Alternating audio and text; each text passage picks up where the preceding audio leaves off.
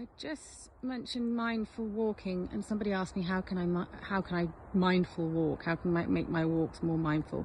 She listens to podcasts. I think it's easier when you know a little bit more about what you're looking at. When I say, well, turn off your phone and observe nature, because there's one thing to look at clouds, shapes of buildings and trees and stuff, and there's another, and you can get a little bit more detail and appreciate things like buds coming out. And we're only in January, but this tree has some leaves still hanging off, but it's got buds ready to grow as well, and they're really pretty and little thin ones.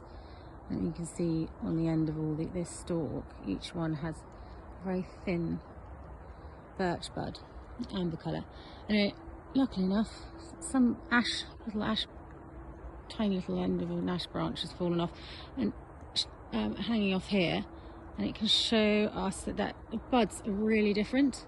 So an observation to make is like, oh, there is a birch bud.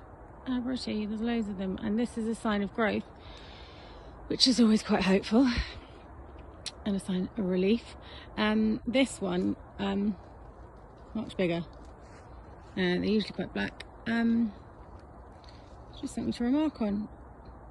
It kind of helps you, they're so here in the now. And they are so full of just real life and vitality, what we're made of. They're functioning beautifully and simply. So when you're walking and you've got your thoughts of this project, this argument, that person, what can I do to quicken the pace of me getting from A to B?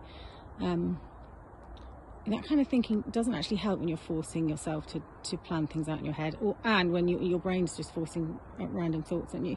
It's mindfulness, and mindful walking is a way to train your brain into focusing on something here and now, and just focusing on what's around you when you're on a nature walk is a really good way, because the longer you can do it before your mind goes off, obviously you'll just bring your mind back, the better, because it's much more likely to be able to control yourself in situations where your emotions might go awry. You can sort of think, you've got a bit of a trained brain, and you will take a deep breath before shouting or reacting or getting hurt. One hopes. All right, thanks, bye.